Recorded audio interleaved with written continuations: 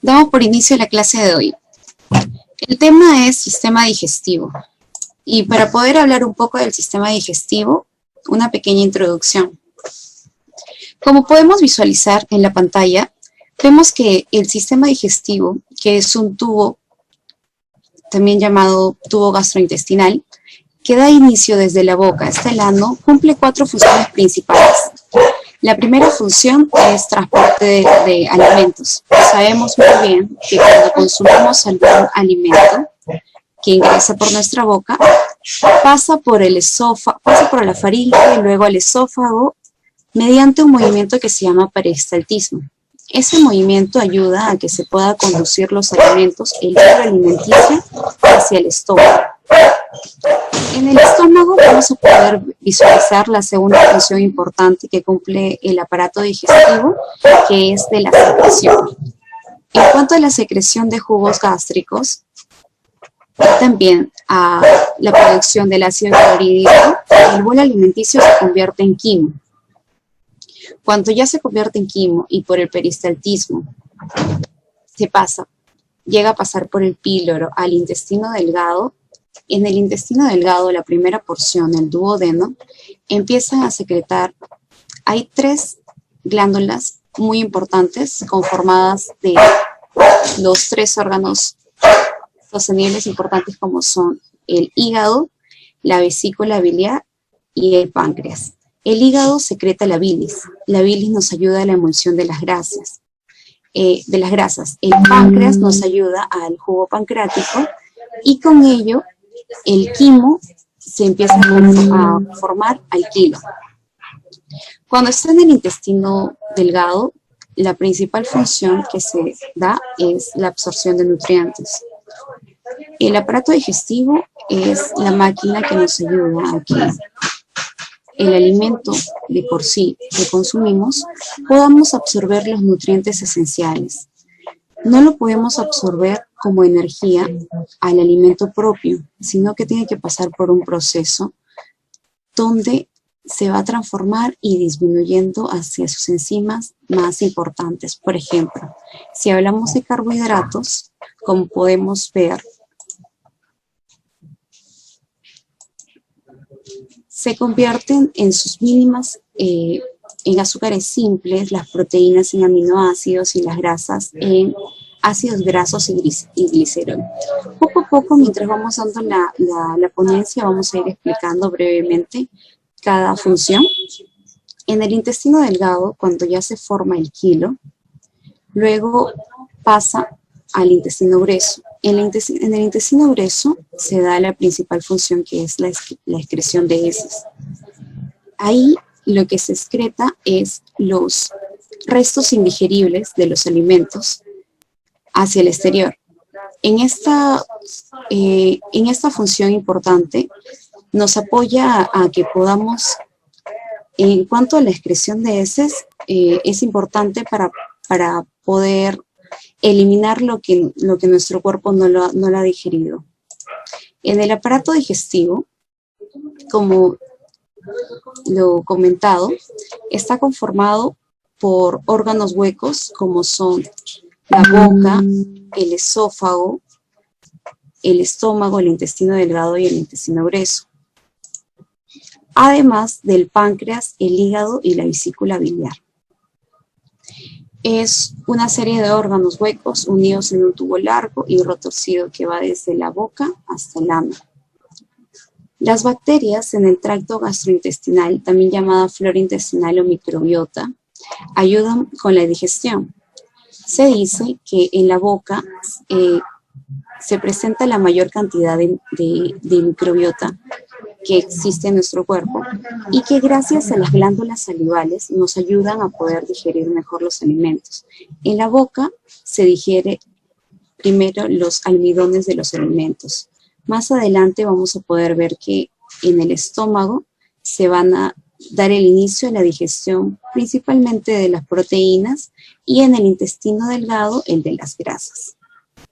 La función del aparato digestivo son 4, el transporte de alimento, que es desde la boca, el esófago, hacia el estómago, luego con la secreción de jugos gástricos formándose el quimo, luego con el apoyo de las secreciones de las glándulas exocrinas del páncreas, hígado y vesícula biliar, se forma el quilo que nos ayuda a que se puedan degradar los macronutrientes en sus nutrientes esenciales para que se puedan absorber.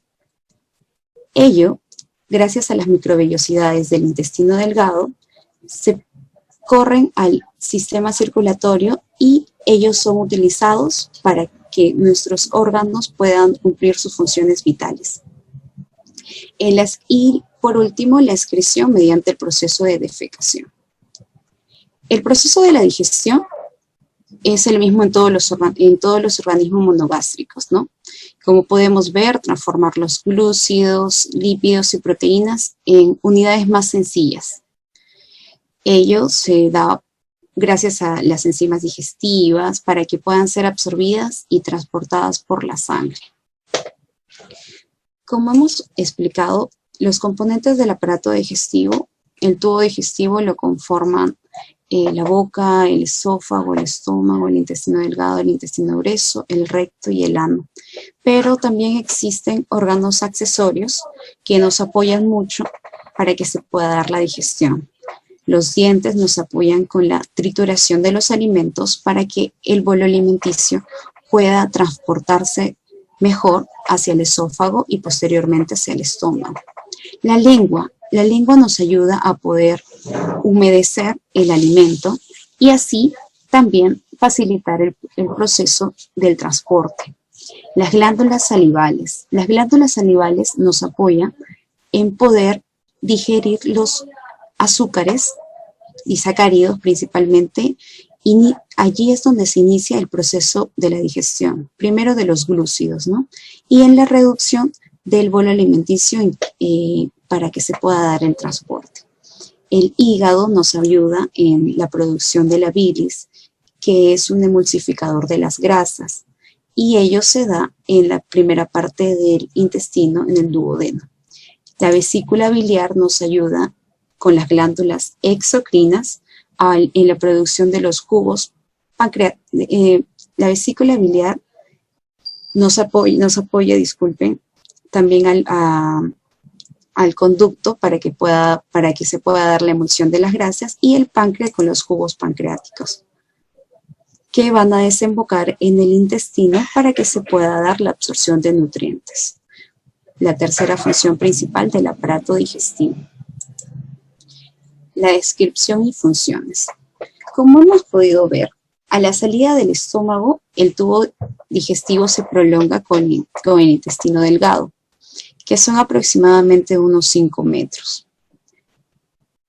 Aunque en su primera porción o duodeno recibe secreciones de las glándulas intestinales, la bilis, el jugo pancreático, todas estas secreciones contienen una gran cantidad de enzimas que degradan los alimentos y los transforman en sustancias solubles simples. Al transformarse en sustancias solubles simples, ayudan a que ello, mediante las microvellosidades del intestino delgado, pueda traspasar al sistema circulatorio. Y así nuestro cuerpo pueda hacer uso de la energía que nos da los alimentos. El tubo digestivo continúa por el intestino grueso, algo aproximadamente de 1,5 metros de longitud. Su porción final es el recto, que termina en el ano, por donde se evacúan al exterior los restos indigeribles de los alimentos. ¿Por qué es importante el aparato digestivo?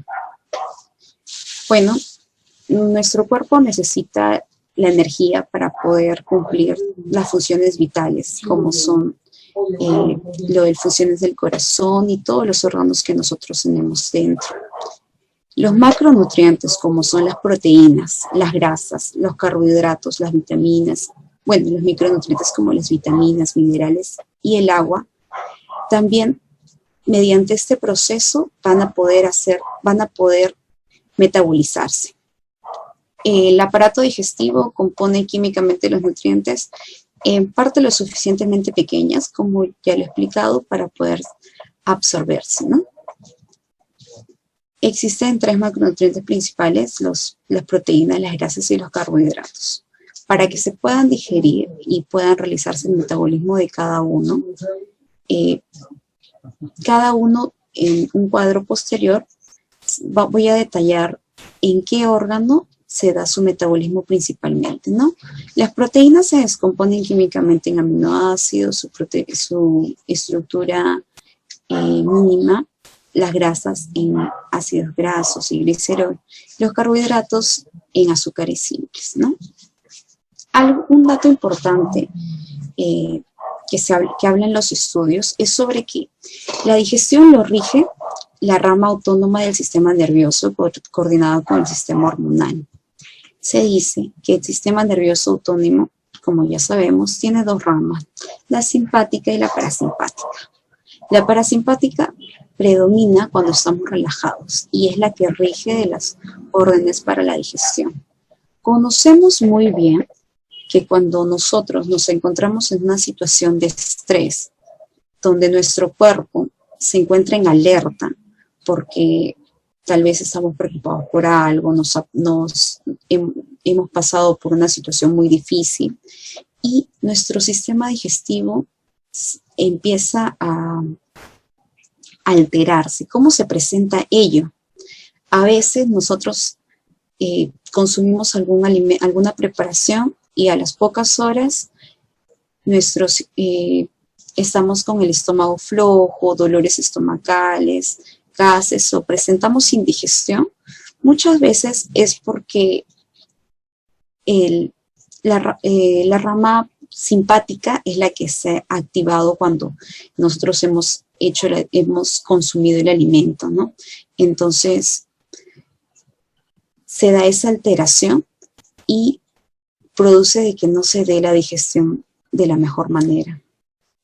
Expertos de la Sociedad Española de Patología Digestiva mencionan que un correcto funcionamiento del aparato digestivo y un cuidado adecuado del mismo son básicos para el bienestar emocional. Sabemos que el sistema digestivo con el sistema nervioso están muy conectados. Literaturas nos manifiestan que cuando nuestro sistema digestivo se encuentra en mal estado o presenta alguna alteración en ese proceso de las 4 funciones que se dan, nuestro sistema nervioso, nuestro cerebro lo reconoce y a veces, y según los estudios refieren, que indirectamente se reflejan en nuestros cambios de estado, por ejemplo, en cuanto a intensificarse la depresión. Lo menciona el estudio posteriormente. Existen 2 tipos de digestión, la digestión mecánica y la digestión química. La digestión mecánica se produce principalmente en la boca, ¿no? ¿Qué es lo que significa la digestión mecánica? Bueno, reduce los alimentos dejándolos en pequeños pedazos. Esa función lo realizan los dientes principalmente y también paredes del estómago.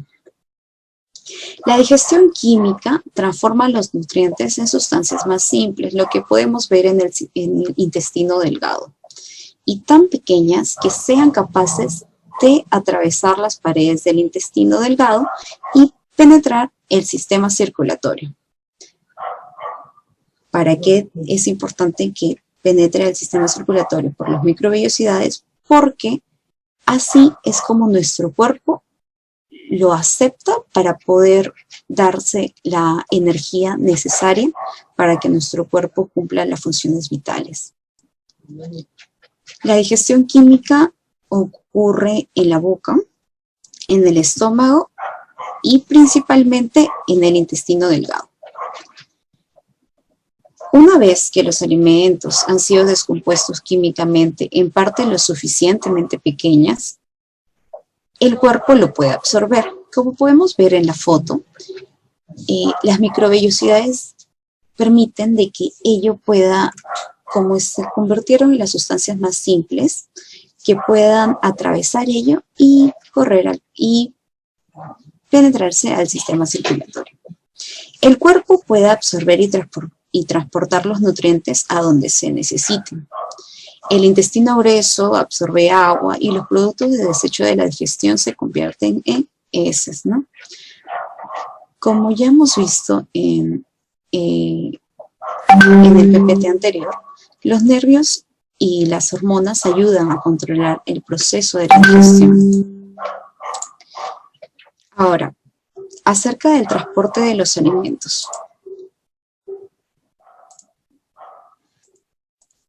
Los alimentos son transportados a través del tracto gastrointestinal mediante un proceso llamado peristalsis, como se puede ver en la imagen. Los órganos grandes y huecos del tracto gastrointestinal contienen una capa muscular que permiten que sus paredes se muevan. Este movimiento empuja a los alimentos y a los líquidos a través del tracto y mezcla el contenido dentro de cada órgano.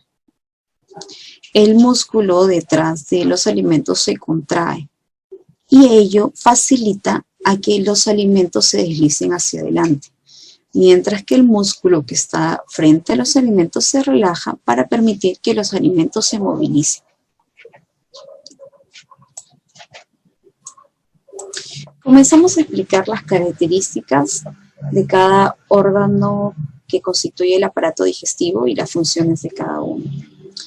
Comenzando por la boca. La boca se conoce también como una cavidad bucal o oral. Está ubicada en el rostro.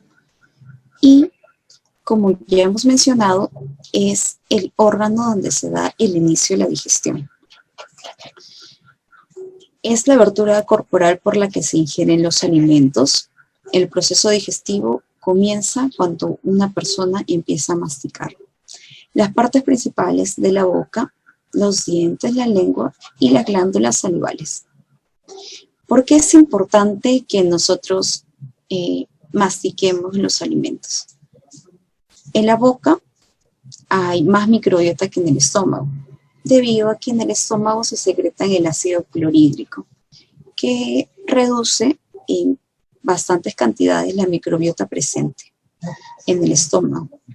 La masticación ayuda a que las bacterias existentes de la microbiota, con la ayuda de las enzimas salivales, ayuden a que se inicie el proceso de la digestión, comenzando con los glúcidos. También la masticación ayuda a la facilitación del tránsito de los alimentos, porque humedecen el alimento y con ello apoyan el transporte. Un órgano accesorio, que es la lengua, también es muy importante en el aparato digestivo, ya que es un órgano de músculo estriado que contiene glándulas salivales situado en el interior de la boca, dotado de una gran movilidad, ¿no? Como podemos ver, es una forma de cono y, bueno, sus partes son cara superior, cara inferior, bordes linguales, base de la lengua y punta lingual. ¿Cuáles son sus funciones de la lengua, no? En las funciones de la lengua podemos ver el sentido de gustos, ya que en nuestra lengua se encuentran las papilas gustativas. Nos ayuda, cumple la función de la deglución, ya que nos apoya a que pueda transportar el alimento hacia los demás órganos para dar el proceso de la digestión. Y también contribuye con sus movimientos activos a empapar o mojar los alimentos con la saliva. Estos ya masticados y remojados forman el bolo alimenticio, ¿no? El cual es empujado por la lengua hacia el esófago y posteriormente hacia el estómago.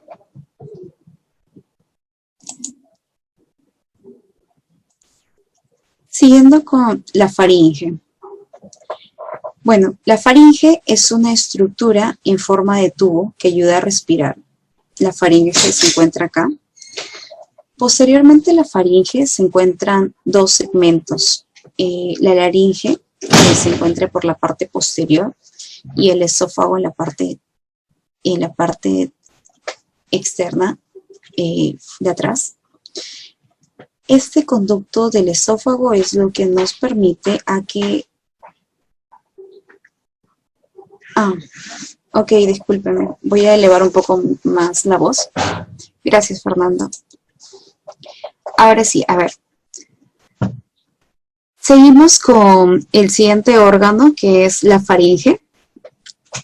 Como ya hemos mencionado, la faringe se encuentra, posterior a la faringe se encuentran dos órganos importantes, el esófago y la laringe. La laringe es lo que está vinculado con el sistema respiratorio. Nos apoya a que pase, a que se haga el intercambio gaseoso, transportando el oxígeno hacia nuestras vías pulmonares. Y el esófago nos ayuda a que el bolo alimenticio formado en la boca pase por el conducto hacia el estómago. ¿Qué es lo que impide a que el alimento no llegue directamente? Ok. ¿Qué es lo que impide que el alimento no llegue directamente, que el alimento no llegue a los pulmones o al sistema respiratorio? Bueno, ese órgano que apoya a que no se dé ello es la epiglotis. La epiglotis apoya a que cuando nosotros nos alimentemos se pueda taponear la laringe, que da el conducto al pase de la tráquea, y que el alimento pueda pasar tranquilamente del esófago hacia el estómago. Como podemos ver, conecta la nariz y la boca, ¿no?, con la laringe y el esófago. Sus paredes musculares se mueven rítmicamente empujando el bolo alimenticio. En la faringe también se da el peristaltismo para que se pueda ayudar en el transporte de los alimentos, del bolo alimenticio. También sirve de camino para que se termine de formar el bolo alimenticio antes de llegar al estómago y se comunica con la tráquea permitiendo que respiremos, ¿no? Con el apoyo de la epiglotis, ya mencionado, nos ayuda a que los alimentos puedan pasar tranquilamente al estómago. Cuando nosotros estamos comiendo apurados o cuando nosotros en el proceso de almorzar o cenar estamos haciendo más de dos actividades, muchas veces suele la epiglotis no responder mucho a al proceso de la deglución que estamos haciendo, por lo que está conectado con el cerebro. Entonces, si nosotros no estamos relajados o estamos haciendo más de dos actividades, suele pasar el problema de atragantarnos, porque a veces sin querer estamos comiendo y hablando con la boca abierta y hacemos que el epiglotis, como taponcito, se abra y que el bolo alimenticio muchas veces, o un pequeño porción, nos atragante y quiera llegar y nos haga pasar un mal momento, ¿no? Es importante la relajación a la hora de comer para poder darse el tránsito de los alimentos y la digestión de una manera coordinada y que se realice correctamente. Luego de la faringe viene el esófago, que es un tubo largo y flexible, aproximadamente de 25 centímetros, que comienza en la faringe y termina en el cardia, parte superior del estómago. Es un órgano principalmente de transporte y sus paredes están formadas de fibras musculares para impulsar el bolo alimenticio hacia el estómago. El cerebro, nuestro cerebro, envía señales a los músculos del esófago y la peristalsis empieza. Es por ello que nosotros, a la hora de consumir algún alimento, debemos estar principalmente relajados y concentrarnos en una sola actividad. La peristalsis empuja la comida por el esófago hacia el estómago. Cuando los alimentos llegan al final del esófago, como podemos ver acá, un anillo muscular llamado el esfínter esofágico interior se relaja y permite que los alimentos pasen al estómago. Va a haber otra clase donde vamos a explicar los problemas más comunes del sistema digestivo y entre ellos podemos encontrar el reflujo gastroesofágico. El reflujo gastroesofágico básicamente es porque el esfínter esofágico interior se encuentra un poco lesionado y suele ya no apoyar en ese tapón de que el alimento se quede en el estómago y siga con el proceso, sino se eleva y vuelve a subir, ¿no?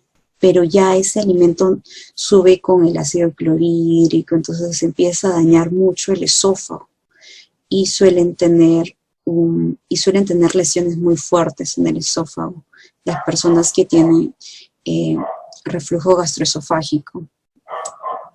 Y por último, la enfermedad del esófago de Barrett, que ya es cuando la lesión es más fuerte, ¿no? Cuando ya es crónico.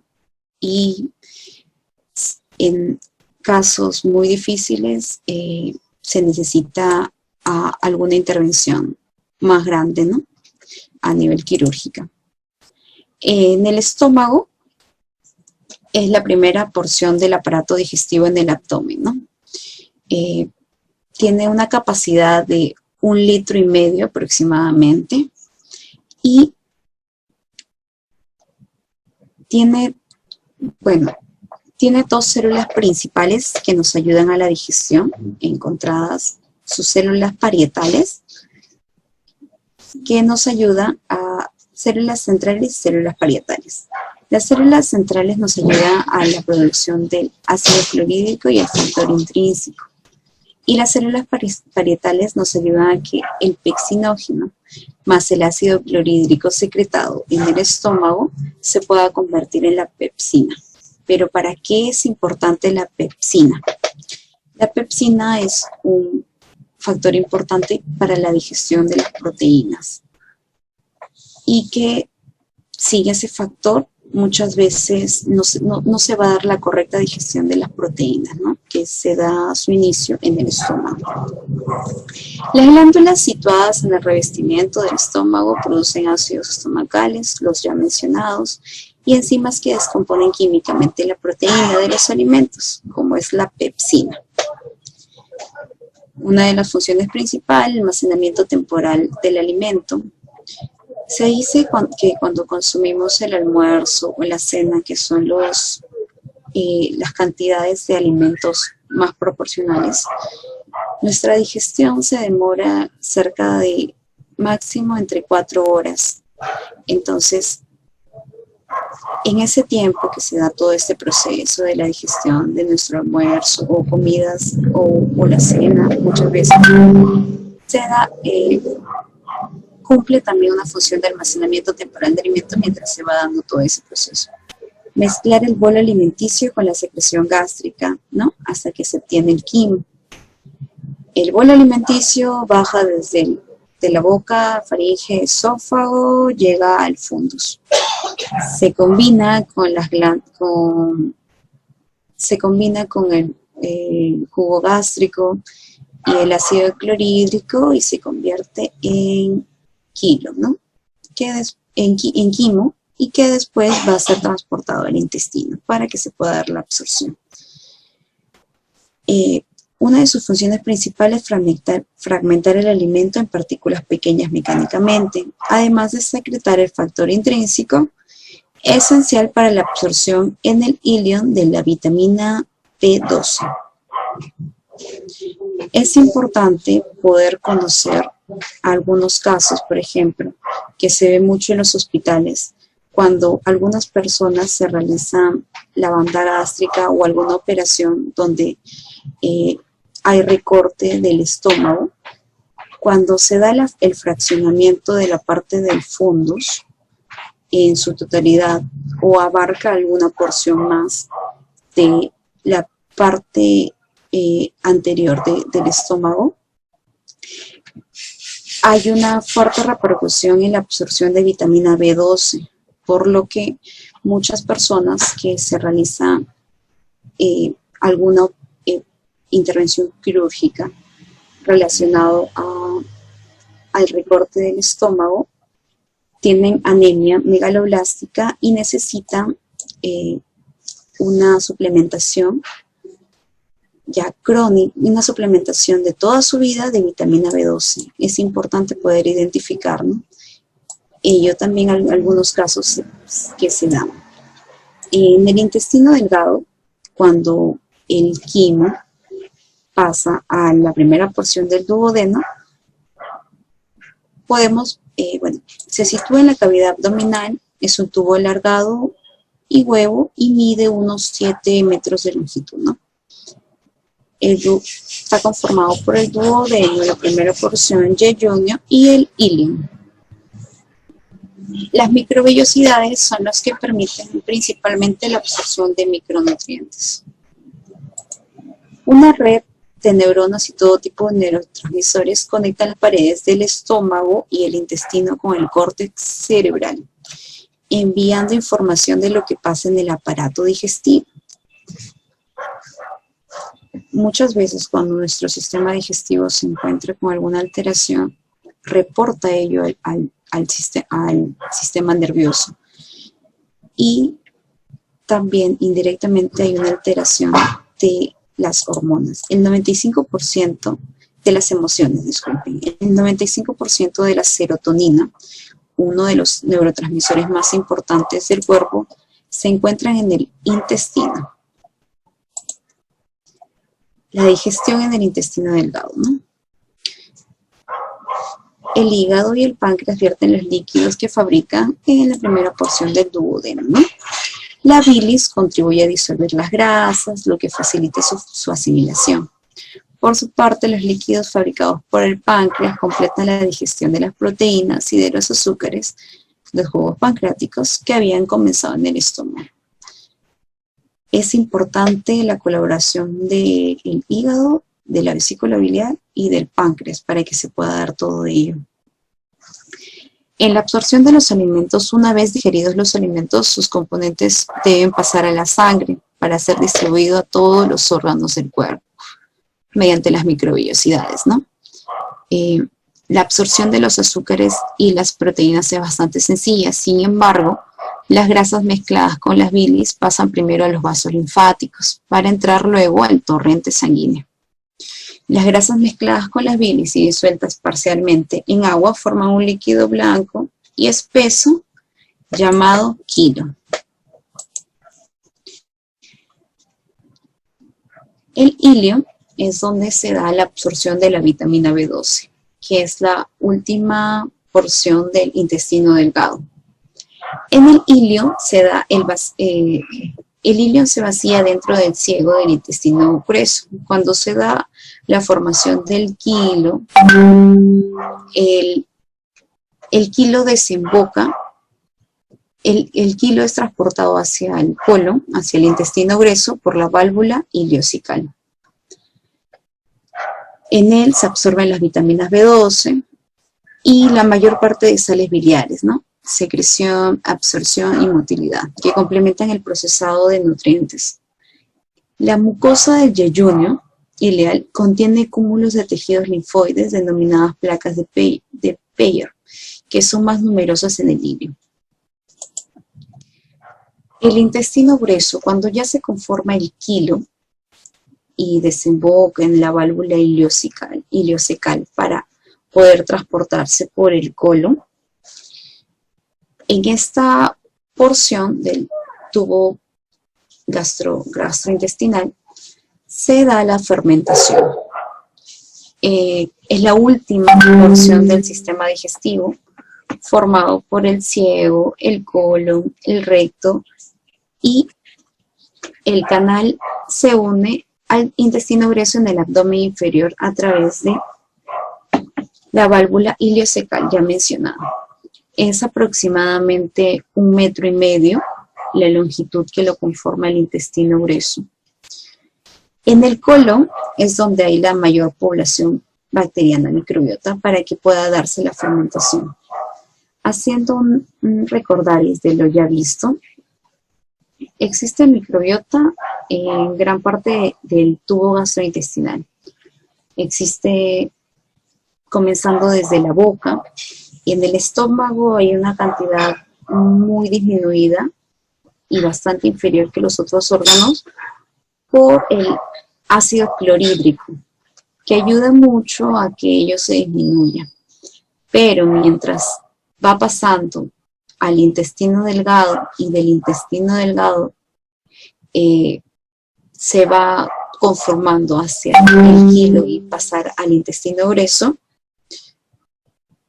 disculpen, entonces mientras va dándose ese traspase, mientras más exterior esté, mayor formación de microbiota hay, porque ni bien se da la secreción en el intestino delgado para que se pueda dar la absorción de nutrientes, el medio donde se da ello es un medio alcalino, gracias al bicarbonato, ¿no?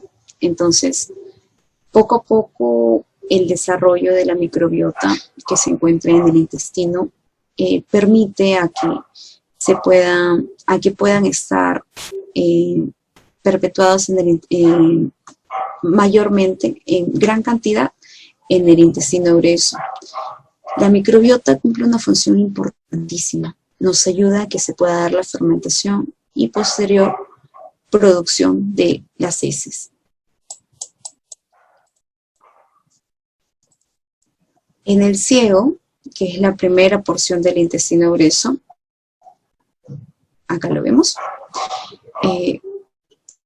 es casi siempre intraperitoneal, pasa de intra a retroperitoneal. La válvula ileocecal está en el sitio por el que el ilion terminal va a desembocar en el ciego.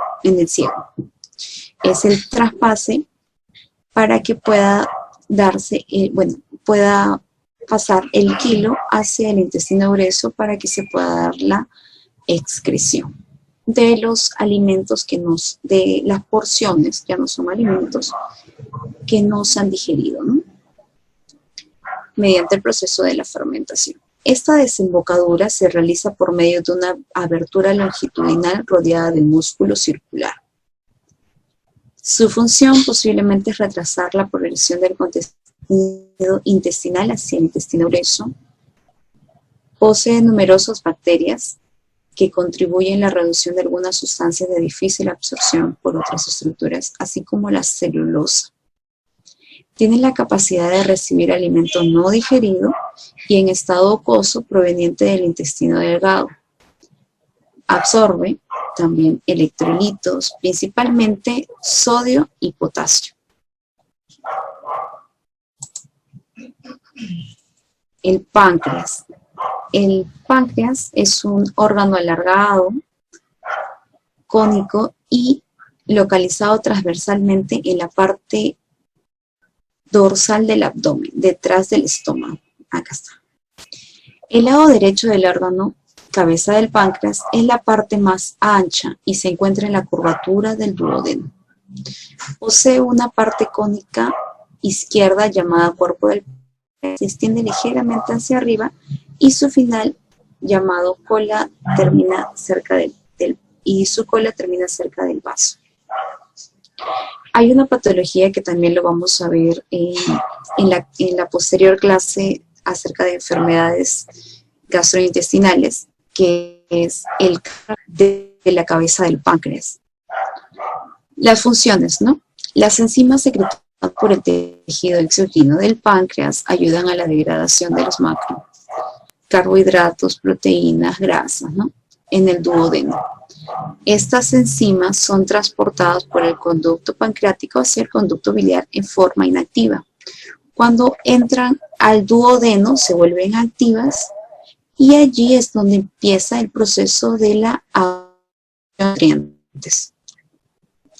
El tejido exocrino también secreta un bicarbonato para neutralizar el ácido del estómago en el duodeno. En el estómago el medio principalmente es ácido debido al ácido clorhídrico. Cuando el bolo alimenticio se convierte en quimo y luego es pasado al intestino delgado, en la primera porción del duodeno, gracias a la secreción del bicarbonato, se produce ayuda a la activación de esas enzimas secretadas por el páncreas para que se puedan absorber. Es necesario un medio alcalino para que se pueda dar ello. Y así poder actuar las enzimas digestivas con el apoyo de la bilis secretada por el hígado y el propio duodeno. Las hormonas secretadas en el páncreas por el tejido endocrino, ¿no? Sabemos que es la insulina y el glucagón, que son mediadores principales en el control de la glucosa en nuestro organismo, y la somatostatina, que influye en la producción de la hormona del crecimiento.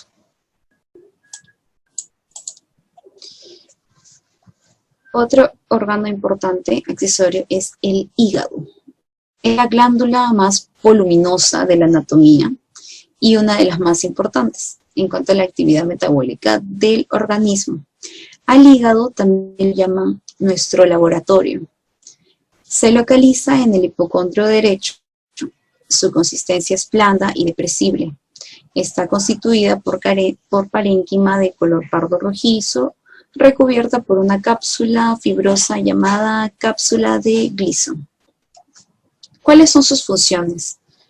La secreción de bilis, el metabolismo de la bilirrubina, la biosíntesis del grupo hemo, producción de proteínas del plasma sanguíneo, transformación del amoníaco, para que el organismo pueda eliminarlo a través de la orina. Ello lo podemos ver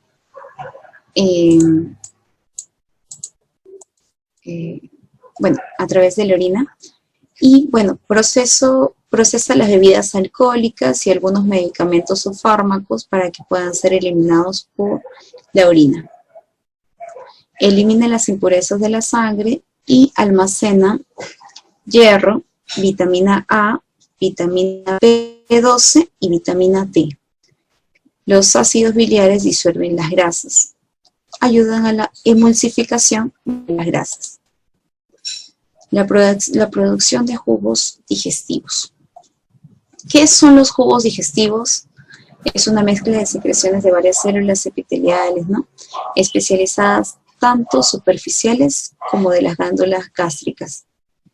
Su composición está conformada por agua, ácido clorhídrico, trazas de cloruro de potasio, cloruro de sodio, bicarbonato, enzimas y mucosas. Las glándulas del sistema digestivo producen jugos digestivos que simplifican la comida y las hormonas que ayudan a controlar el proceso. Las primeras glándulas, como las glándulas salivales, se encuentran en la boca. La saliva producida por estas contiene comienza a digerir el almidón de la comida hacia sustancias más pequeñas. El próximo grupo de glándulas digestivas principalmente se encuentran en la mucosa del estómago. Ellas producen el ácido clorhídrico y una enzima que digiere la proteína llamada pepsina. Funciones del jugo gástrico. La saliva, que se encuentra en la boca, producida por estas, contiene una enzima que comienza a digerir el almidón, como ya lo hemos visto. También produce jugos que simplifican la comida y simplifican las hormonas que ayudan a controlar el proceso. Contiene una gran cantidad de enzimas que tienden a simplificar los carbohidratos, las grasas y las proteínas en nuestras comidas.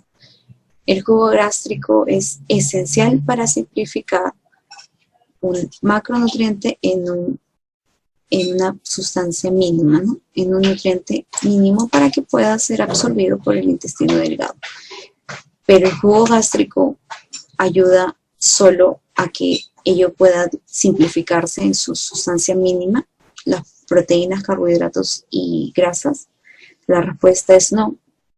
Acompañado del jugo gástrico, en el intestino podemos ver que está el ácido clorhídrico que también apoya. Y en la boca, para que se pueda dar la digestión del almidón, también apoya mucho la microbiota que se encuentra en esa área. Además de la producción de jugo gástrico, vemos que hay reguladores hormonales, ¿no? Por ejemplo, la gastrina, la secretina, la colecistocinina, los péptidos, la guanilina, ¿no?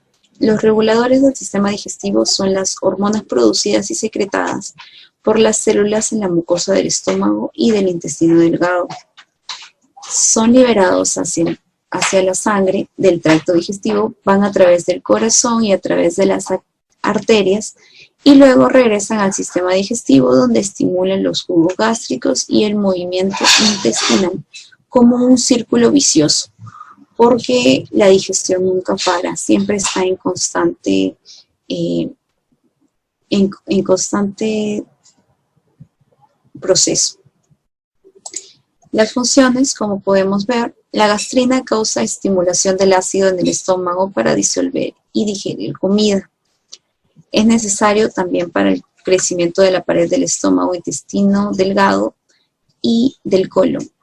La secretina causa la secreción de los jugos digestivos del páncreas, que son altos en bicarbonato. La colecistoquinina causa el crecimiento del páncreas y la producción de las enzimas del jugo pancreático y el vaciamiento de la vesícula. Y estimulan los jugos gástricos y el movimiento intestinal. En este cuadro podemos ver un resumen. Del proceso digestivo. Los órganos principales, como ya mencionado, son la boca, el esófago, el estómago, el intestino delgado, páncreas, hígado y el intestino grueso. La boca cumple el movimiento de masticar y gracias al jugo digestivo añadido, que es principalmente la saliva con las glándulas salivales, ayudan a que se den la descomposición química de almidones. Entonces, en la boca empieza la digestión principalmente de los glúcidos. En el esófago vemos que el movimiento principal que se da para el transporte de los alimentos es la peristalsis. No hay ningún jugo digestivo añadido en el esófago. Su principal función es transportar y tampoco partículas que se descomponen químicamente. Pero en el estómago, sí. En el estómago, el músculo superior en el estómago se relaja para permitir la entrada de los alimentos y el músculo inferior mezcla los alimentos con el jugo digestivo. En el estómago también se hace todo ese movimiento permite a que se dé la digestión y también que gracias al jugo digestivo el bolo alimenticio se convierta en quimo. Los jugos digestivos que son añadidos, ácido estomacal, ácido clorhídrico y las enzimas digestivas. ¿Qué partícula de alimentos se descomponen químicamente principalmente en el estómago? Las proteínas, gracias a la enzima pepsina. El intestino delgado también realiza peristalsis y el jugo digestivo que son añadidos son el jugo digestivo del intestino delgado. Las partículas de alimentos que se descomponen químicamente son las harinas, proteínas y carbohidratos. El páncreas secreta el jugo pancreático que contribuye a la digestión de proteínas, carbohidratos y grasas porque es desembocado en la primera porción del intestino, en el duodeno. El hígado secreta la bilis en el duodeno y se da principalmente para la descomposición o emulsificación de las grasas. En el intestino grueso también se da la peristalsis que ayuda a que el quilo pueda ir pasado y pueda ir transportarse en las 3 porciones del colon y por último desembocar por el recto en la función de la excreción. No hay ningún jugo digestivo añadido en el intestino grueso Y las partículas o alimentos que son descompuestos químicamente, las bacterias en el intestino grueso también pueden descomponer químicamente los alimentos. Principalmente, como ya lo hemos podido leer, de la celulosa. Para hacer un resumen de todo lo antes visto, vemos que sus principales funciones fueron 4. El transporte, acá para que puedan ver el resumen, el transporte de alimentos, la secreción de jugos gástricos, la absorción de nutrientes en el intestino delgado y la excreción de heces en el intestino grueso. Las 5 fases que podemos resumir es la primera fase, la masticación e insalivación, que se produce principalmente en la boca. La deglución, que ayuda a que el alimento, el bolo alimenticio, producto de la peristalsis que se realiza en el esófago, permita a que pueda pasar el bolo alimenticio desde la boca hacia el estómago, mediante la fase de la deglución.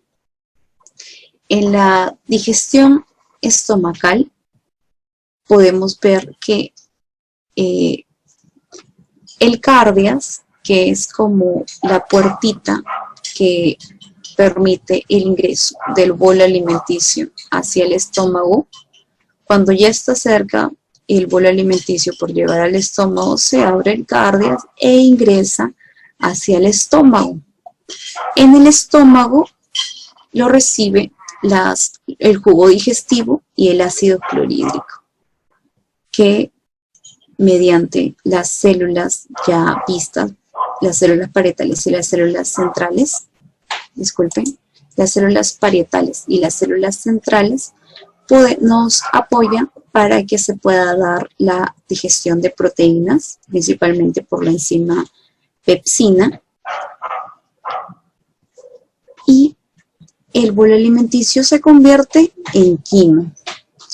El quimo pasa por el intestino y traspasa al intestino delgado por el conducto pilórico. En el conducto pilórico, donde la primera porción es el duodeno, lo recibe, ahí a la par está dándose la secreción inactiva por parte del páncreas y del hígado en cuanto a la bilis y el jugo pancreático, que se va a desembocar en el duodeno. Estas 3, se puede decir como que 3 sustancias, tanto el quimo, ¿no? El jugo pancreático y la bilis, dan de producto al quilo. Pero ¿por qué es tan importante ello? Al unirse el quimo con el jugo pancreático y también con la bilis, nos ayuda a que se pueda dar la digestión de las grasas, muchas vitaminas también, y tienen revestimiento, una capa lipídica. Al quitar esa capa lipídica también ayuda a que se pueda dar la absorción más fácilmente de los micronutrientes. Y en cuanto de los macros, en el intestino también se llega a dar completamente su absorción por la mayor cantidad de nutrientes, más del 80% de nutrientes, ¿no? Porque también recordemos que en la boca se comienza la digestión de los glúcidos y el estómago también se comienza la digestión de las proteínas, pero no en su totalidad. En el intestino es donde se lleva a dar la absorción de nutrientes principalmente. Cuando ya se llega a formar el quilo, en apoyo de estos 2 componentes principales, que son el jugo pancreático y también la bilis, ¿no? Se da en el intestino delgado, gracias a sus microvellosidades, el traspaso de las sustancias más esenciales de cada uno. Los gliceroles corresponden transmite las grasas, las proteínas, los aminoácidos de las proteínas y los éster de los glúcidos, ¿no? Para que nuestro organismo, para cumplir las funciones de nuestro organismo, comenzando desde las vitales, que son poder respirar, que nuestro corazón, las involuntarias, como la circulación, nuestro corazón que pueda bombear, todo ello necesita energía, y esa energía lo dan nuestros alimentos. Pero no solo ello, en niños también ayuda mucho a que se pueda dar el crecimiento y también cumplir varias funciones que son importantes para que nuestro cuerpo pueda estar saludable, ¿no? Cuando estamos cuando el kilo termina el proceso de absorción y las sustancias esenciales han penetrado por las microvellosidades y salido al sistema circulatorio, llegado al hígado y transportado directamente a los órganos que lo necesitan, la pequeña porción que no ha sido digerido pasa por peristaltismo, que son como que unas contracciones del tejido que apoyan a que se pueda dar el transporte del producto. Ayudan a que, bueno, transportan el kilo del intestino delgado al colon, es decir, al intestino grueso. En el intestino grueso se cumple la última función, que es la función de excreción, fermentación también. Allí principalmente se da la absorción de dos minerales importantes, dos electrolitos importantes para nosotros, que es el sodio y potasio, en la absorción de aguas y sales minerales que se da en el intestino grueso. Lo ya no digerible se va formando en todo el conducto del intestino grueso, en heces, y son transportados, desembocados en el recto y ano, ¿no? En conclusión, las 5 fases lo conforman el aparato digestivo, y acá podemos ver también otro pequeño resumen de lo mencionado, ¿no? Ya conocemos que empieza de la boca, los dientes trituran los alimentos y las secreciones de las glándulas salivales lo humedecen e inician su descomposición química. La primera, ¿no? Que son relacionados directamente con los glúcidos. Los alimentos triturados en apoyo con nuestros accesorios importantes, como son los dientes, e insalivados con las glándulas salivales, forman el bolo alimenticio, que se traga en la deglución y pasa al esófago. Ese bolo alimenticio desciende por el esófago, un tubo que mide 25 centímetros que comunica la boca con el estómago. Cuando el bolo alimenticio llega al estómago, se mezcla con el jugo gástrico y se convierte en una papilla llamada quimo. El quimo sale del estómago a través del píloro y llega al intestino delgado en sus 3 partes, ¿no? En el duodeno es la principal, donde se desemboca y se activa gracias al bicarbonato, también secretado por el páncreas, se activa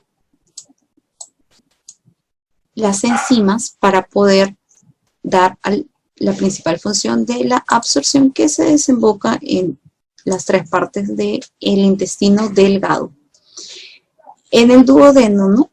Como ya el quimo se mezcla con los jugos intestinales, la bilis, que segrega el hígado, y el jugo pancreático, y se transforma en una sustancia llamada quilo.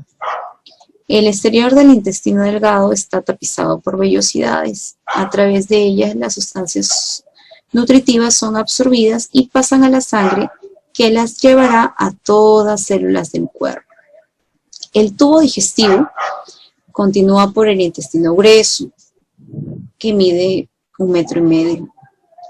Las tres partes que conforman colon ascendente, colon ascendente, colon de la parte del medio, el transverso, y colon descendente. Su porción final es el recto, por donde se desembocan las heces. Y, bueno, la mayor parte de agua y las sales minerales son absorbidas en el intestino grueso. Los restos de los alimentos que no se han digerido forman las heces, que se expulsan cada cierto tiempo por el ano. Es importante conocer este proceso de la digestión en un panorama amplio para poder conocer más o menos cómo podemos ir cambiando nuestros estilos de vida y haciendo y apoyando a que nuestra digestión se pueda dar de una mejor manera, ¿no? Por ello traigo unas ideas claves para una buena digestión. Sabemos muy bien que el sistema nervioso tiene una correlación directa con nuestro sistema digestivo. Si hay alguna alteración en el sistema digestivo, nuestro sistema nervioso lo detecta y también tiene una repercusión muchas veces en nuestro estado de ánimo o en alteraciones como, por ejemplo, cambios tanto de estómago flojo o alguna otra alteración o producción de gases que a veces suelen darse cuando la digestión cuando uno no comer, cuando uno no realiza solo una actividad, ¿no? Que es alimentarse y concentrarse al menos en un espacio, en un tiempo determinado a consumir ese alimento, ¿no? Uno con el alimento y no haciendo otras actividades, además, ¿no? Preferiblemente. Otra idea clave importante es poder masticar muy bien los alimentos. Al masticar muy bien los alimentos, hacemos que el alimento en sí, llegado a nuestra boca, pueda disminuirse en partes menores para que pueda transportarse con facilidad hacia el esófago, ¿no? Mientras más disminuido se encuentra el alimento formado como bolo alimenticio, mejor y más rápido será el proceso de la digestión. Por ejemplo, se dice que cuando llegamos cuando el alimento lo consumimos masticamos bien y estamos tranquilos, la digestión que suele darse en 4 horas, cuando es un tiempo estándar del consumo de preparaciones como almuerzo o cena, suelen darse en menor tiempo, en 2 o 3 horas. ¿Y por qué es importante que se reduzca el tiempo de la digestión? Bueno, ello nos ayuda muchas veces a que nuestro tracto gastrointestinal pueda estar en constante, por ejemplo, alimentos que nos apoyan a que la digestión sea cada vez más rápida y que no haya retención de alimentos por un buen tiempo. Por ejemplo, muchas veces cuando nosotros no vamos al baño, tal vez 3 días o 2 días seguidos, hay un almacenamiento de heces en el intestino grueso. Ello muchas veces hace de que nos provocan dolores estomacales, nos provocan molestias muy fuertes, ¿no? A veces ello se da por muchas razones. Entre ellas es tal vez el consumo de la hidratación, el estrés tiene una relación muy directa también con ello, y también que no ingerimos en nuestra alimentación verduras y frutas que apoyan en ese tránsito que sea cada vez más rápido y que nuestro intestino grueso pueda mantenerse en una menor cantidad no lleno, ¿no? Que es importante que siempre pueda estar en circulación constante y se cumplan las 4 fases. Una tercera clave para una buena digestión es disminuir el consumo de comidas chatarras, ultraprocesadas, preparaciones altamente calóricas, bebidas alcohólicas, entre otros. ¿Por qué? Existen muchas razones por las cuales es importante poder disminuir el consumo de comida chatarra. Muchas de ellas por su cantidad de grasas trans que no son digeridas en nuestro organismo y se queda transitando en nuestro sistema circulatorio. Ello se convierte a la larga en aterosclerosis, que son depósitos de grasas almacenadas en nuestras venas, y a veces, muchas veces, puede producir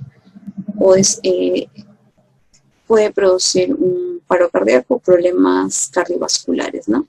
Entre otros, no solo las grasas trans. Las grasas trans son las que mayormente el producto que no se elimina, pero también el colesterol, los triglicéridos pueden jugar muy mal en el proceso de la aterosclerosis.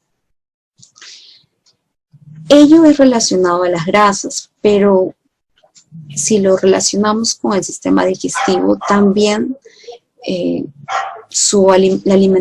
consumo de estos alimentos se debe controlar y disminuir porque son alimentos acidificantes. Entre ellos, cuando un ácido estomacal bajo también perjudica la digestión de hidratos de carbono en el estómago. Los hidratos de carbono no digeridos provocan un crecimiento excesivo de bacterias en el intestino delgado, también conocido como SIBO, que a su vez conduce a un aumento de producción de gases y molestias digestivas. Cuando nosotros consumimos dietas, regímenes, ¿no?, de alimentos que son en gran cantidad estos productos, solemos acidificar mucho nuestros alimentos, ¿no? Y ello puede tener una repercusión en problemas de hipoclorhidria y aclorhidria, que repercuten en la absorción de vitamina B12 y hierro. Eso no quiere decir que la recomendación sea una dieta alcalina, no, sino que la alimentación saludable abarca varios puntos, ¿no? Entre ellos tienen que cumplir 5 leyes de la alimentación que son importantes: que sea equilibrada, es decir, que tenga los macronutrientes importantes, que tenga todos los macronutrientes, tanto carbohidratos, proteínas, lípidos y también vitaminas. Armoniosa, que pueda ser agradable ante nuestros ojos. Variada, que pueda tener de todo lo que necesitamos. Inocua, que no esté contaminada con que los manipuladores, que los que realicen el alimento puedan prever alguna manera de infección o manipulación donde hay una contaminación cruzada en la preparación que puede repercutir en la salud, y adecuada a cada grupo poblacional, ¿no? Alimentación para niños es diferente a una alimentación para adultos, y otras alimentación relacionada a personas que tienen alguna patología. Su régimen va modificando por las alteraciones que presentan, ¿no? Hay muchas patologías que vamos a ver la siguiente clase relacionados al sistema digestivo. Cuarta clave es: planifica tus tiempos de comida y ponte un horario. Es importante que nosotros podamos respetar nuestros horarios en la medida que sea posible nuestra alimentación, ¿no? Es importante poder saber que en esa conexión directa que tiene nuestro cerebro con nuestro sistema digestivo. Los horarios que nosotros consumimos nuestros alimentos se quedan grabados en nuestro cerebro, y se da como que un reloj, una alarma. Entonces, si nosotros consumíamos nuestros alimentos cotidianamente a las 2 de la tarde, 1 de la tarde, y debido a problemas externos, nuestro cambio de hábitos, rutinas o alimentación se ha ido modificando, entonces ello también va a tener una repercusión en nuestro sistema digestivo. ¿Por qué? Porque nuestro sistema nervioso, en la hora que nosotros consumíamos mayormente nuestros alimentos, empieza a mandar al sistema digestivo a que pueda producir el ácido clorhídrico y las enzimas y el jugo digestivo, para que pueda estar listo a que nosotros podamos consumir y se pueda dar la digestión correctamente. Cuando nosotros no consumimos en la hora que nosotros solíamos principal comida, ya sea almuerzo, cena o desayuno, ello va a ir teniendo poco a poco repercusiones muy directas en la mucosa del estómago, y esas lesiones poco a poco se van a ir agravando. Primero comienzan con unas lesiones en la mucosa, leves, que pueden ir, según las literaturas, autorregenerándose, ¿no? Si la lesión es leve. Pero si ello es muy seguido, y además cuando hemos tenido tiempos de ayuno prolongados, es decir, hemos pasado más de 8 o 10 horas en el día, ¿no? De no consumir, y hemos consumido, en vez de una comida, un alimento rico en grasas o en carbohidratos, como son los alimentos compartidos en la primera foto del PPT. Entonces, allí las grasas no se va a dar la correcta digestión de estos hidratos de carbono, y vamos a presentar esas molestias, ¿no? Molestias digestivas fuertes. Además, repercutirá de que esa lesión, si no es corregida en un tiempo adecuado, que se vuelvan unas lesiones y que de gastritis pueda convertirse a úlceras, que son unas lesiones ya con un tiempo más crónico, más fuertes, y que si no lo remediamos a tiempo y no lo controlamos y no nos ponemos tiempos de comida y horarios fijos para poder alimentarnos bien, pueden convertirse a cáncer al estómago, ¿no? Y el cáncer al estómago ya es como la etapa final de estas lesiones, ¿no? O sea, es la etapa más peligrosa que puede sufrir el estómago, ¿no? Debido a estas lesiones provocadas por el ácido clorhídrico que se han ido liberando, ¿no? Cuando nosotros hemos tenido no hemos respetado nuestro tiempo de comida, o también muchas veces se da por el Helicobacter pylori. Vamos a ir mencionando poco a poco en la siguiente clase como cuáles son las causales de las úlceras, del Helicobacter pylori, y ellos serían los 5 ideas claves para una buena digestión.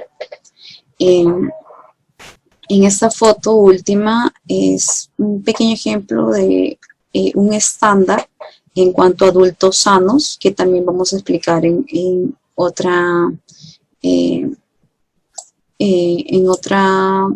exposición, en cuanto a poder comentarles acerca del régimen alimentario de un adulto sano, ¿no?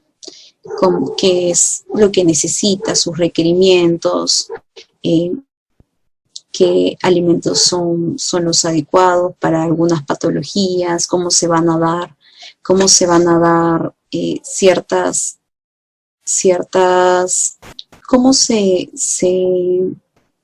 presentan estas patologías a nivel de sistema gastrointestinal, el sistema digestivo, qué alternativas a nivel nutricional se puede dar para poder apoyar, ¿no? Y también, ¿por qué no? Controlar y disminuir la repercusión del daño que se ha tenido en el órgano, y también poder compartirles las alternativas de dietas que hay para cada patología, ¿no? Mayormente, casi todas las enfermedades tienen su relación muy directa con el plano nutricional. Muchas veces suele darse por los malos hábitos alimenticios, o otros por alguna patología que va correlacionado con alguna falla orgánica, ¿no? Que indirectamente tiene que ver mucho con los hábitos o estilos de vida saludable, como son las enfermedades más conocidas a nivel y que tienen una tasa muy alta de prevalencia en el Perú y en todo el mundo, como son las enfermedades crónicas no transmisibles. En ellas encontramos por ejemplo, a las enfermedades cardiovasculares. Ahí encontramos a la obesidad, el sobrepeso. Y la obesidad no es solo un estado donde tenemos un exceso de grasas en nuestros tejidos subcutáneos, sino que más que ello es un proceso inflamatorio que se necesita poder ver en un amplio aspecto para poder saber cuáles son las causales de la obesidad y atender constantemente desde un plano multidisciplinario y holístico, porque es importante ver cuáles son las ramas que tienen interrelación para que esta patología se pueda dar en nuestro organismo. Es importante mucho trabajar con controlar nuestros niveles de ansiedad, controlar nuestros niveles de estrés, porque indirectamente influyen muchísimo en nuestro proceso de la digestión. Y es importante que podamos tener intentar, ¿no? En nuestras posibilidades, es guardar un espacio importante que es para nuestra alimentación, ¿no? Respetarla y poder hacer continua que ese horario no se vea modificado por alguna otra razón. Y si se viene modificando, ver la manera como podemos hacer de que nuestro cuerpo se vuelva a adaptar, porque nuestro cerebro está en constante adaptación para que nosotros podamos ver todos estos cambios que vamos pasando en nuestros ciclos de vida, y también nuestro cuerpo, nuestro organismo pueda atender a las necesidades actuales que se van presentando de acuerdo a cada ciclo. Ello sería todo relacionado a la exposición de hoy. Las siguientes clases vamos a hablar sobre las enfermedades más comunes a nivel del tracto gastrointestinal.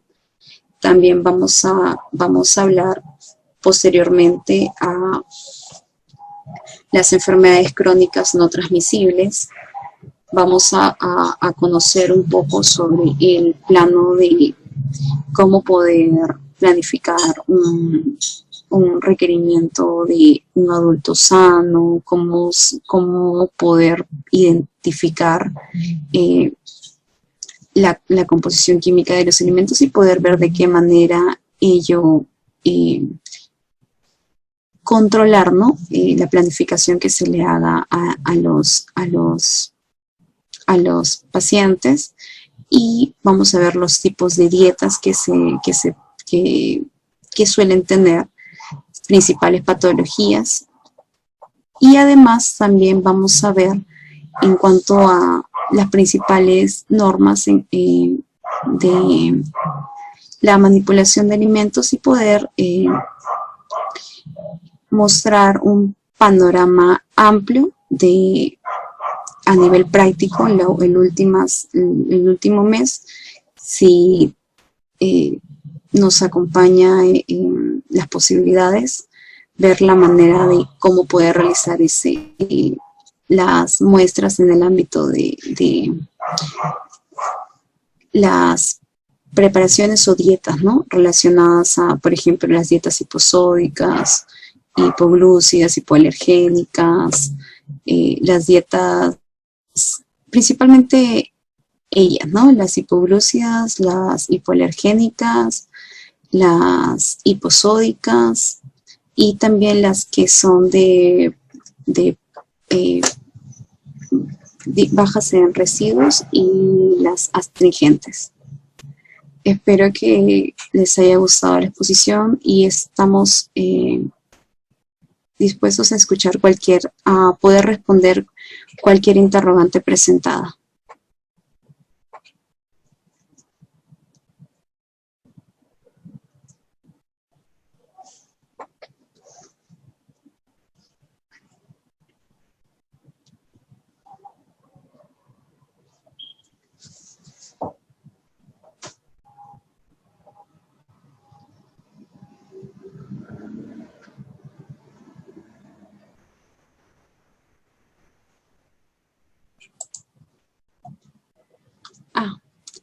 Hay unas cuantas preguntas, disculpen, no había visto. Relacionada a una consulta, ¿me puede explicar brevemente los textos? Hay términos que no conozco. ¿Qué pasa con los jugos de frutas? ¿Es diferente la digestión? En algún momento tocaremos el tema del índice glucémico y la carga glucémica. Ya. Muchas gracias, Rocío y Fernando, por las interrogantes. Comenzando desde respecto si tocaremos el tema del índice glucémico y la carga glucémica de los alimentos, efectivamente, ahorita no recuerdo el número de módulo que vamos a tratar sobre el índice glucémico, pero sí lo vamos a tocar. Además, les voy a enseñar brevemente cómo se realiza el conteo de carbohidratos para poder ver de una manera dinámica de qué manera podemos ir controlándonos, ¿no? Principalmente las personas que tienen ciertas glucemia elevada o también diagnosticados con diabetes, ¿no? Además del conteo de carbohidratos, para poder realizar el régimen alimenticio, les voy a enseñar sobre el ADA, para poder conocer un poco sobre los intercambios de alimentos y ver cómo, de acuerdo a los intercambios de alimentos, podemos facilitar la elección de algunos alimentos que son más beneficiosos, ¿no? Para que nuestro índice, para que nuestra carga glucémica no esté constantemente elevada, ¿no? Y controlarla, que es lo principal. ¿Qué pasa con los jugos de frutas? Es diferente la digestión. Ya. Relacionado a los jugos de frutas, como el proceso que pasa las frutas para realizarse, para que se pueda convertir en jugos, se empieza a romper la capa empieza a romperse las cadenas de glucosas. Entonces, el jugo de frutas o ya sea el jugo de verduras, su digestión ya no es la misma que consumir una fruta en estado entero, en estado natural. Su digestión es más rápida, efectivamente, porque ya ese proceso de poder disminuir el proceso de las glándulas salivales ya no influyen mucho Y también en cuanto al estómago y al intestino, tampoco no se da mucho lo de el metabolismo, ¿no? Ya pasa más directo, entonces solo su interrelación es más directa en el intestino, donde se da el metabolismo de las fibras, ¿no? De las fibras solubles, porque también existen frutas que tienen fibras que no son digeribles, ¿no? Y bueno, esas fibras ayudan mucho a que se pueda dar el tránsito más fluido. Algunos, por ejemplo, cuando están estreñidos, suelen recomendarles, ¿cómo se llama ese? Suelen recomendar el germen de trigo. El germen de trigo, que es un alimento que tiene una fibra que no es soluble y que apoya mucho en que pueda pasar más rápido el tránsito del intestino grueso. Es decir, el alimento que está reposando en el intestino grueso y que todavía no sale, tal vez por falta de líquidos o falta de fibras que apoyen a ese pase. Entonces, esas fibras no solubles ayudan muchísimo a ello y es recomendable mucho en pacientes que tienen estreñimiento. Los jugos de frutas también es recomendado, preferiblemente las fresas que tienen esas fibras no solubles, ¿no? en su capita, para que pueda apoyar, ¿no? en que se agilice esa salida bueno, el proceso de la excreción, ¿no? No es recomendable, para culminar ese punto, consumir jugos de frutas a diario o lo pueden consumir eventualmente, porque la idea es que no cortemos procesos en nuestro sistema digestivo. Lo importante es que la idea es consumir el alimento en su estado natural para para que se pueda dar ese proceso, para que se pueda dar ese proceso en el tiempo indicado, no más, no menos, pero si no se puedan perder algunas enzimas que suelen disminuirse cuando empezamos a consumir el alimento ya con un proceso más, ¿no? Por ejemplo, los jugos o algunos casos los batidos y por último en cuanto al ensure o algún suplemento, ¿no? Salvo sea necesario, ¿no? En el módulo nos va a enseñar a medir el índice metabólico basal. Sí. Buenas noches, Richard. En el módulo voy a enseñarle dos principales fórmulas, que son el Harris-Benedict y el Mifflin, para poder conocer la tasa metabólica basal. Y bueno, también conocer el gasto energético total para poder hallar en cuanto a la planificación de un régimen, ¿no? De un adulto sano. Claro, tal vez mediante la fórmula de Harris-Benedict. Sí, efectivamente. Voy a compartirles qué fórmulas son las más usadas para adultos sanos, ¿no? También hay fórmulas que son direccionadas a algunas patologías.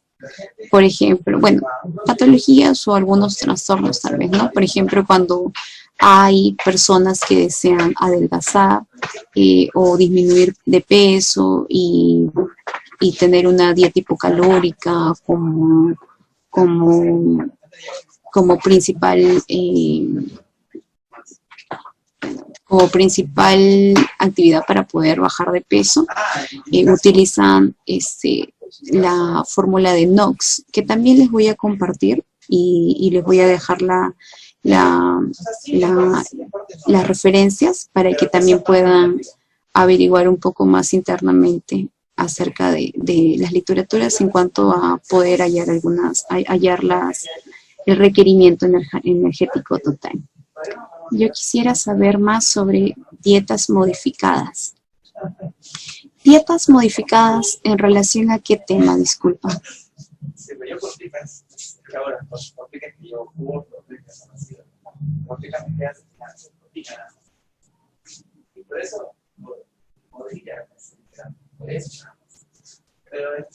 Por ejemplo, en cuanto a las dietas, claro, les voy a dar un concepto general de las dietas más usadas más planificadas en los hospitales, producto de que son las patologías más comunes, ¿no? Por ejemplo, en un paciente con hepatitis A, ¿no? Principalmente es una dieta de hipolipídica, ¿no? O sea, baja en grasas, ¿no? Entonces, hay ciertas patologías que van relacionadas muy directas disculpen, hay ciertas planificaciones, ¿no? Que van direccionadas con la enfermedad, propio a que la fisiopatología nos avisan que en alguna parte del sistema digestivo ese metabolismo se está viendo alterado, ¿no? Entonces ya conocemos nosotros mediante lo explicado que la digestión de cada macronutriente se da especialmente en una porción, ¿no? Entonces, conociendo esta pequeña introducción y conociendo un pequeño panorama del sistema digestivo, podemos entender bastante acerca de las patologías que se dan en algunos espacios. Las hipoglúcidas, hiposódicas, hiperproteicas y sobrefórmulas. Sí, efectivamente.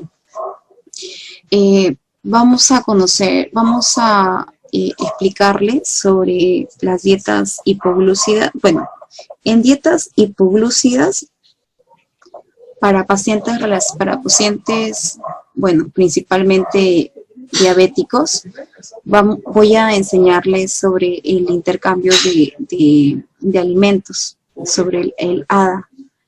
Pero en cuanto a, bueno, si desean también podemos ver la planificación de dietas hipoglúcidas, hiposódicas, hiperproteicas y sobrefórmulas. Sí vamos a ver las dietas hiposódicas, hiperproteicas e hipoglúcidas.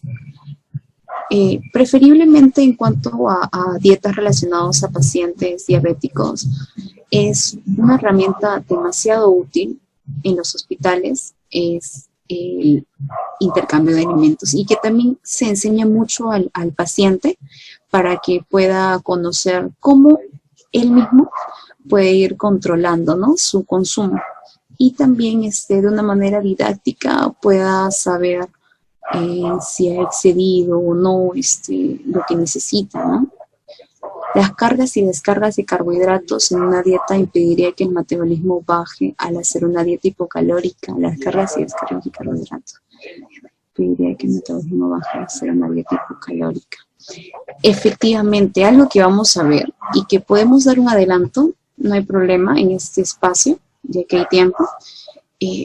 Bueno, para que nuestro sistema digestivo cumpla ese proceso y, bueno, de la absorción y que por las microbiosidades salgan los nutrientes esenciales que dan energía a nuestro cuerpo, a nuestro organismo, ¿no?, para que los órganos vitales puedan cumplir su funcionalidad correctamente, se necesita la tasa metabólica basal. ¿Y qué es la tasa metabólica basal? Es una cantidad energética, un requerimiento energético mínimo, por lo que nuestro cuerpo, por más que estemos en estado de coma o en estado de reposo constante, es decir, no nos movamos y estemos echados todo el día, es la cantidad mínima que debemos cubrir. Esa tasa metabólica basal en un paciente adulto es mínimo 1.300, 1.400 kilocalorías. Entonces, existen muchos casos que varios pacientes le reducen que las dietas hipocalóricas que lo planifican las personas son menos de 1000 calorías y por no decir algunas otras menos de 500 kilocalorías. Entonces, muchas veces ello tiene una repercusión muy fuerte en el sistema digestivo porque no se está dando la energía necesaria para que nuestros órganos vitales puedan cumplir su función necesaria, ¿no? Que es involuntaria, como lo del corazón, el sistema respiratorio, el intercambio gaseoso y todo ello.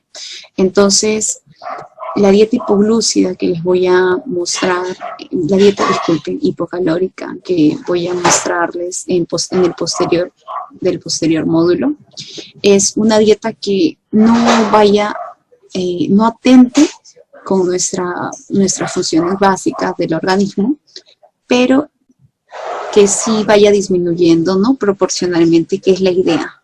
La idea no es que el paciente de un momento a otro baje 10 kilos o 20 kilos, salvo necesite una operación de suma urgencia, que son casos muy contraídos, ¿no?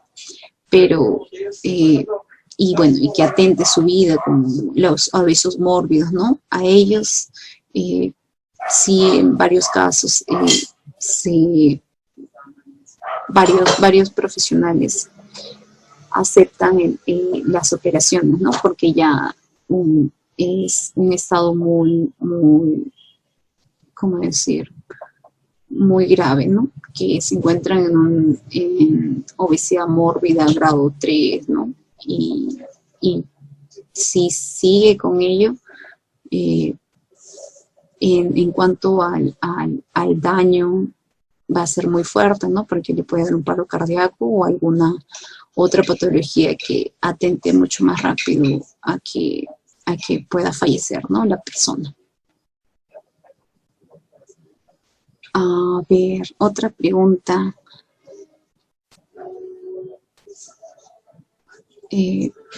A un paciente hipoglúcido, cuando se le da 150 gramos de pollo, 5 cucharadas de vainita y 2 cucharadas de apio, media cucharada de aceite de oliva, ¿por qué y para qué? Bueno, en una dieta hipoglúcida, principalmente no es lo mismo una dieta hipoglúcida con una dieta hipocalórica. Una dieta hipocalórica reduce en cierta cantidad la cantidad de energía, ¿no? Por ejemplo, pero esa cantidad de energía puede ser reducida entre los 3 macronutrientes: proteínas, lípidos y carbohidratos. No necesariamente en uno, ¿no? Sino puede ser de los 3 espacios, ¿no? Un poco de cada uno. Una dieta hipoglúcida solo se reduce carbohidratos y los carbohidratos simples. En los carbohidratos simples, ¿qué podemos encontrar en los carbohidratos simples? En los carbohidratos simples encontramos tal vez el pan, las galletas, ¿no? Los fideos, ¿no? Entonces, y bueno, y también, ¿por qué no? Preparaciones de comida rápida y bollerías, ¿no? Que son postres y todo ello. Entonces, esa es la diferencia en cuanto a hipocalórica y hipoglúcida. En una dieta hipoglúcida que se le da también suele darse a los pacientes con diabetes, suele ser mayormente también una dieta hiperproteica, es decir, se respeta mucho la cantidad de porción que debe tener las carnes, como el pollo o pescado, lo que lo planifiquen, ¿no? El nutricionista puede ser pollo, pescado, carne, ¿no? Entonces, entiendo que por ello tal vez han destinado 150 gramos de pollo, que es una porción regular, ¿no? Que como para una dieta hiperproteica, con 5 cucharadas de vainita y 2 cucharadas de apio. Claro, en una dieta hipoglúcida suele ser muchas veces, no todas, pero muchas veces una dieta hiperproteica. Y en esa dieta hiperproteica también se le agrega mucho las verduras, porque las verduras ayudan a que el control glicémico se dé, ¿no?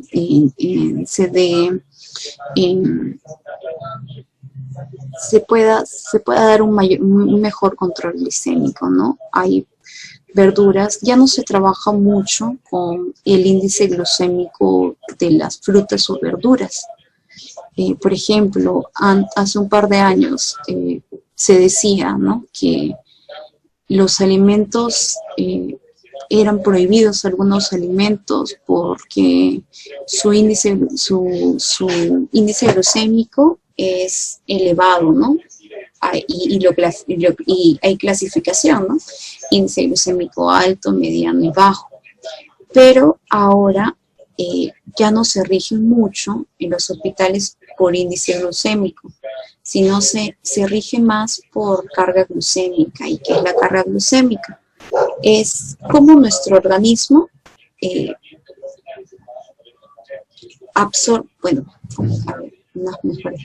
cómo nuestro organismo eleva la cantidad de glucosa en nuestra sangre, ¿no? Si después de una preparación la carga glucémica se ha elevado mucho, entonces ahí se va controlando, pero ya no se controla el alimento como alimento, sino más al paciente, ¿no?, con su control glucémico. Ello lo voy a explicar mejor, con mayor detenimiento en el siguiente módulo, pero probablemente la cantidad de pollo sea porque una dieta hipoglucida mayormente es hiperproteica, y bueno, y las verduras, ¿no?, apoyan mucho a que pueda hacerse la digestión de una manera más rápida, ¿no? Entonces, más importante es la carga glucémica. Es lo que más se utiliza, ¿no?, para poder ver, para poder hacer los controles a un paciente diabético. Sí, es lo que más utilizamos para hacer el monitoreo a los pacientes con diabetes, o también ahora el término conocido, ¿no? Hay pacientes con prediabetes, ¿no?, que si bien no están diagnosticados, pero su carga glucémica suele ser elevado, ¿no?, o al menos estar siempre al límite, ¿no?, en más de 110 o en ese intervalo.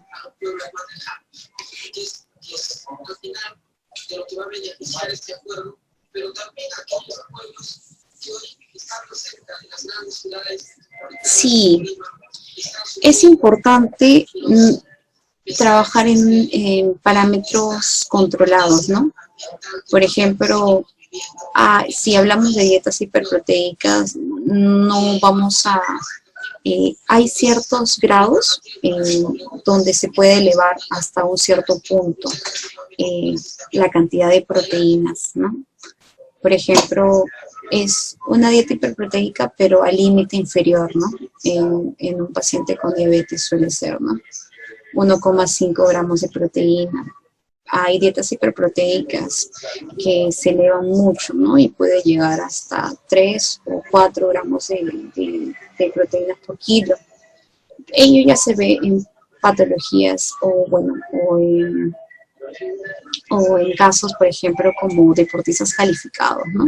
Pero siempre con un control de la urea, porque puede haber toxicidad o algún problema que pueda verse directamente, ¿no? Hay muchos estudios que dicen de que la cantidad de proteína que le elevan exactamente, puede ser a los fisicoculturistas, son las adecuadas para la cantidad, ¿no?, de energía que ellos utilizan, y todo el desgaste físico, hormonal y a nivel de fibras musculares y todo ello se compensa. Pero todavía hay cierta literatura que aborda temas de que aborda ese conflicto, ¿no? Que no es muy adecuado mucho la cantidad de proteínas en algunos casos. Para los que recién entran en el tema. Sí, efectivamente, Bianca. Justo ahorita, como nos quedó tiempo, estaba explicando un poco acerca de algunos interrogantes que presentan para ver de qué manera se puede ir modificando eh, los PPTs presentados, ¿no? Para que sea de una mejor, para que pueda complacer lo que ustedes quieren, ¿no? Ustedes desean y así poder ser mediadora y facilitadora, ¿no? ¿Algún libro de dietas del tema que nos recomienda? Sí, bueno, primero antes de ver las dietas, les recomendaría libros acerca de la fisiopatología. Si entendemos la fisiopatología, bueno, ahorita hemos visto fisiología, anatomía, ¿no? Cierta parte del aparato digestivo. Ya luego comprendiendo con las patologías que nos dan, podemos entender exactamente en qué parte o qué es lo que se va alterando para ver de qué manera vamos a poder apoyarnos con la orientación nutricional. La dietoterapia de Krauss es un libro muy, muy leído para poder entender. Ahí también te explica un poco la parte fisiopatológica de cada patología. Y no recuerdo ahorita el otro nombre de libros. Voy a compartirlo a Maylin, algunos links que tengo de libros y se los comparto con mucho gusto para que puedan también informarse y poder ver. Sí, con mucho gusto, no se preocupe. Disculpe, la PPT del día hoy nos mandará. Ay, corre, ya que ingrese tarde. Ah, claro que sí, dice, el PPT de hoy va a ser mandado va a ser mandado por la coordinadora Maylin a sus correos o al contacto que tengan para que lo puedan ver y la grabación también.